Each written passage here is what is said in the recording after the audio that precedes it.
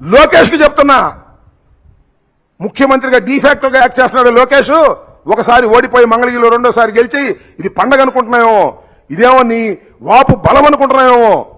అన్నిటికీ ఒక రోజు వస్తుంది, గుర్తుపెట్టుకోమని కూడా లోకేష్, ప్రధానంగా లోకేషే ఇది పని, చంద్రబాబుది కాదు.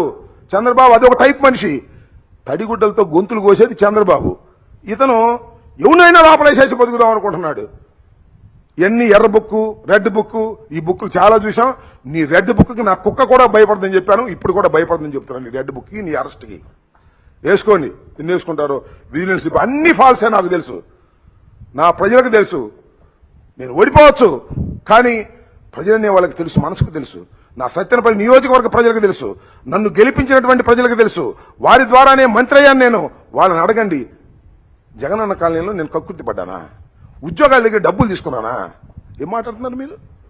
ఓ కట్టగట్టి వేస్తున్నారు. కోడి పందేలా, పేకాట్లా నేను ఆడించానా? ఎప్పుడైనా చూసారా మీరు పత్రికల్లో? సత్యనపల్లి ఎప్పుడైనా కోడి పందెం జరిగిందా? పేకాట జరిగిందా ఎప్పుడైనా నేను 5 సంవత్సరాల అధికారంలో ఉన్నప్పుడు? కానీ పేకాటను కోడి పందేలు ఆడించాను డబ్బులు తీసుకుని. మీ ఇష్టం వచ్చినట్టు కథలు వెళ్తున్నారు, అల్లుకోండి. ధైర్యంగా ఎదుర్కోవడానికి సిద్ధంగా ఉన్నామని కూడా ఈ సందర్భంగా చెప్పదలుచుకున్నాను.